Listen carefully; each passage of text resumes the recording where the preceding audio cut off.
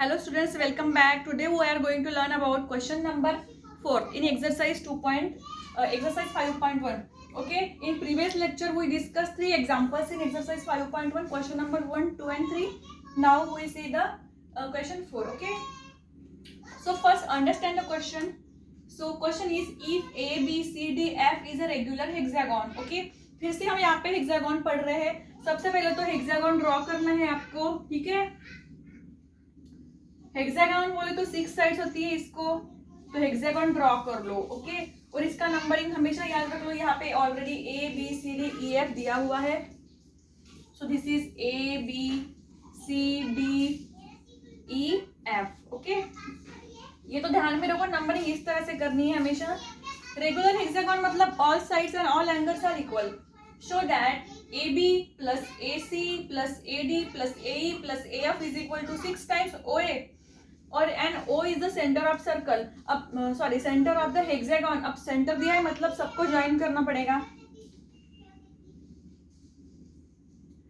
सबको ज्वाइन कर लो यहां से. ठीक है, इसको ज्वाइन कर लो. देन ये यहां से. ओके, ये हो गया. अब इसको O नाम दे दो, मतलब O is the centre of hexagon. ठीक है, अब देखो ये AB, ये AB हो गया. अब AC बोल रहा है, AC, ये AB, AC, AD, AE और AF, ये सब क्या है? 6 टाइम्स ऑफ OA है.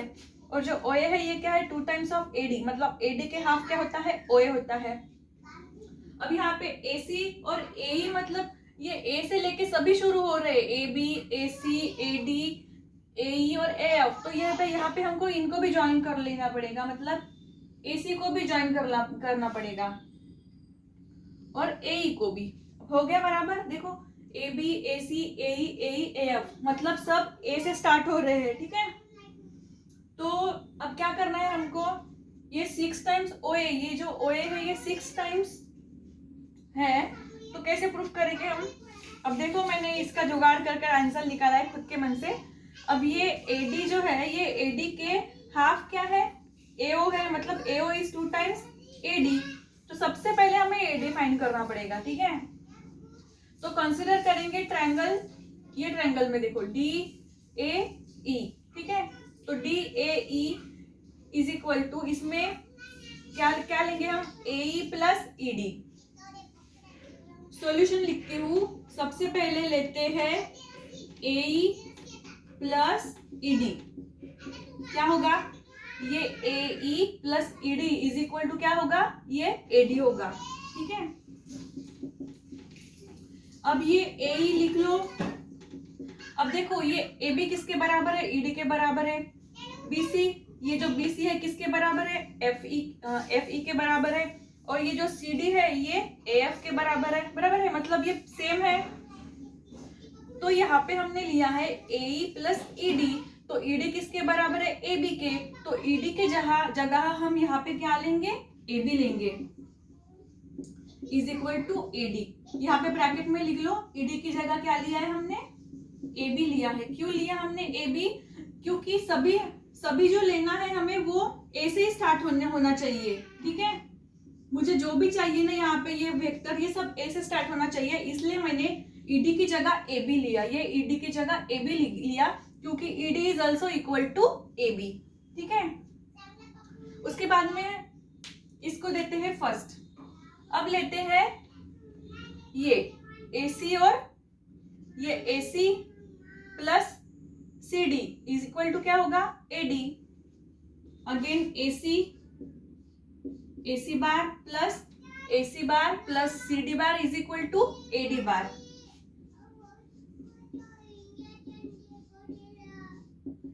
अब देखो ये AC, ठीक है, AC स्टार्ट हो रहा है तो AC ही लिया हमने, प्लस CD.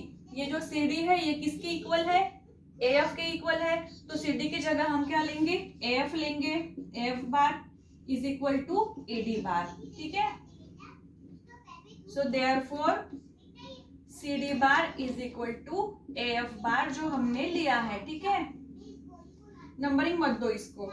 तो इतना हो गया, समझ लो अब आंसर आ ही गया. इतना आ गया आपको तो समझ लो आ ही गया. अब क्या करना है?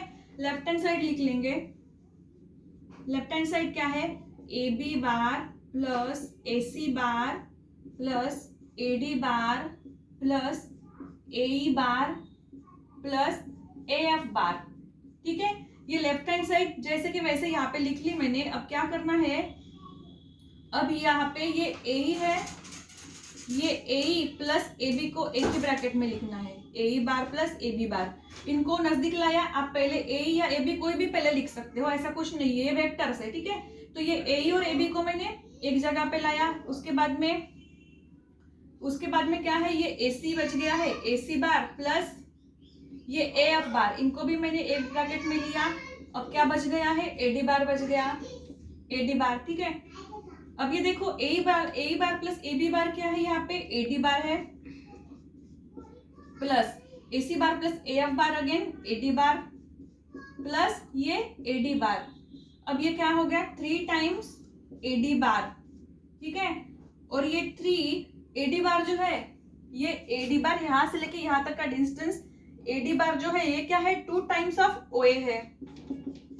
A D is equal to क्या है, 2 टाइम्स ऑफ ओ ए है, तो ए डी की जगह हम 2 टाइम्स ओ ए लिख सकते हैं। ठीक है, सो 2 टाइम्स ओ ए बार। ठीक है, सो 3 इंटू 2 6, सो 6 टाइम्स ओ ए बार आ गया हमारा आंसर। ठीक है, मतलब क्या हो गया, ये जो राइट हैंड साइड है इज इक्वल टू जो लेफ्ट हैंड साइड है is equal to right hand side आ गई। ठीक है, that's the answer, left hand side is equal to right hand side.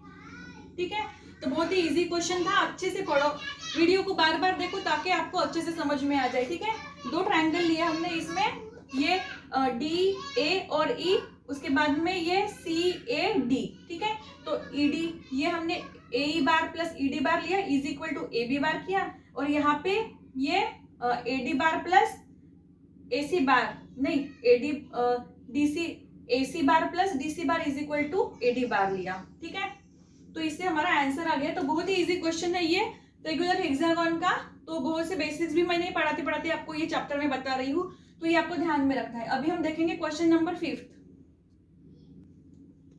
अभी देखेंगे क्वेश्चन नंबर 5 है। ठीक है, तो क्वेश्चन नंबर 5 जो है, check whether the vectors 2i plus 2j plus 3k minus 3i 3j plus 2k and 3i 4k form a triangle.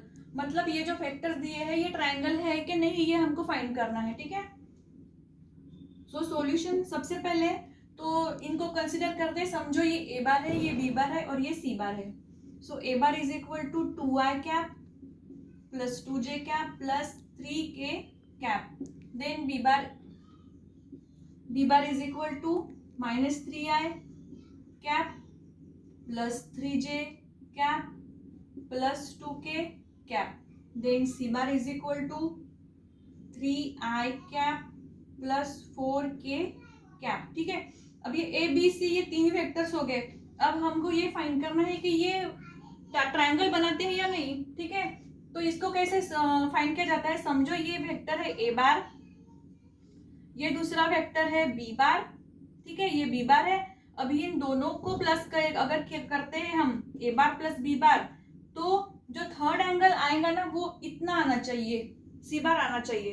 अगर इन दोनों को प्लस करते, ए बार प्लस बी बार को प्लस करके अगर ये सी बार आता है तो ये ट्रायंगल बनाता है, अगर नहीं आता है तो वो ट्रायंगल नहीं है। ठीक है, तो हम कंसीडर करते हैं let A bar plus B bar is equal to, A bar और बी बार को क्या करेंगे, प्लस करेंगे। तो ए बार मतलब क्या है, ये पूरा equation twice I cap plus twice J cap plus 3k cap plus B bar है minus 3i cap plus 3j cap plus 2k cap.